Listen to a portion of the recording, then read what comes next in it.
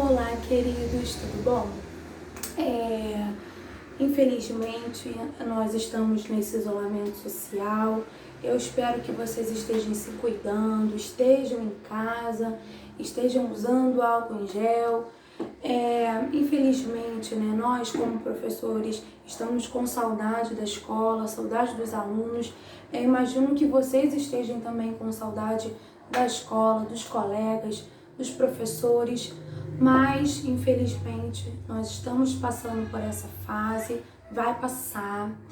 E como as aulas não podem parar, nós professores estamos preparando videoaulas para vocês. Então, levem a sério, estudem, assistam às aulas, façam os exercícios que os professores estão pedindo, ok? Hoje nós vamos ter aula de literatura. Literatura nada mais é do que uma forma de manifestar, uma manifestação do ser humano, assim como o teatro, a música, a literatura também é. Grava isso que eu tô falando para vocês, porque no decorrer da aula vocês vão entender por que eu disse isso, dessa questão da manifestação, tá bom? Hoje eu vou falar sobre o pré-modernismo. A literatura brasileira, ela é dividida por várias fases e escolas literárias, podemos dizer assim. E existe o pré-modernismo.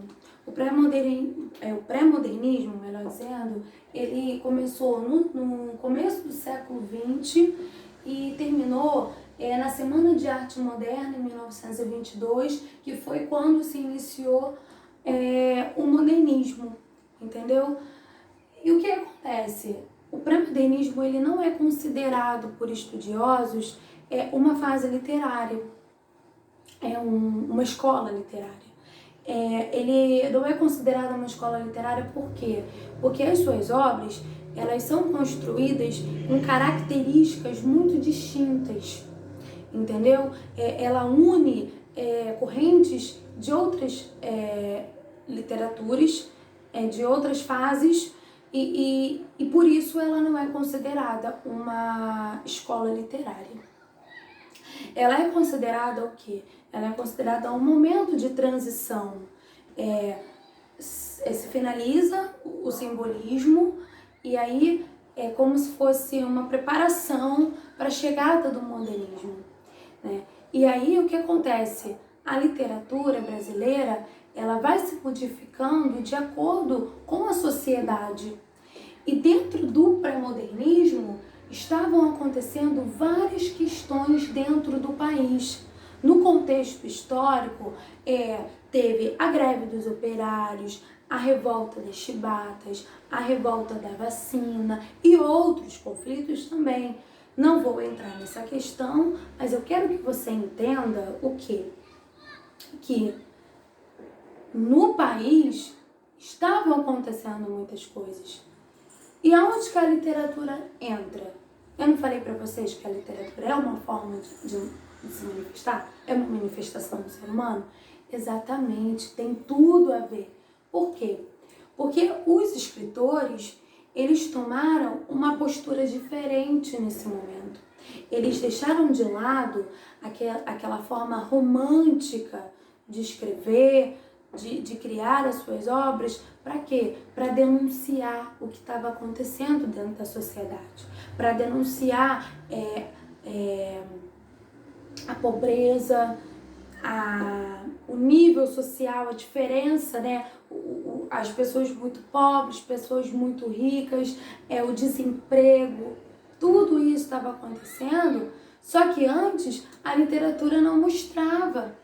Só que aí, quando entrou no pré-modernismo, os escritores começaram a se impor diante do que estava acontecendo na sociedade. Foi claro? E é o que acontece? Eu coloquei aqui para vocês algumas características desse momento. Não vou colocar como escola literária, vou dizer nesse momento, no momento do pré-modernismo. Eu vou colocar as características na literatura. Teve a investigação e denúncia dos problemas sociais. Como assim? Eles começaram a investigar o que estava acontecendo e a denunciar. entendeu? A expor para a sociedade a realidade do país, entendeu? A aproximação das obras ao contexto sociopolítico econômico, ou seja, as obras antes, elas estavam distantes, elas colocavam muito o romantismo. Nesse período, não, eles se aproximaram da realidade sociopolítico-econômico, entendeu? Elas se tornaram obras mais reais do que de fato estava acontecendo com a sociedade. A marginalização dos personagens principais, que seriam os sertanejos, os mulatos, o caipira, entendeu? Aí, ou seja, esses personagens, eles começaram a ser marginalizados, entendeu? Linguagem informal, o que acontece?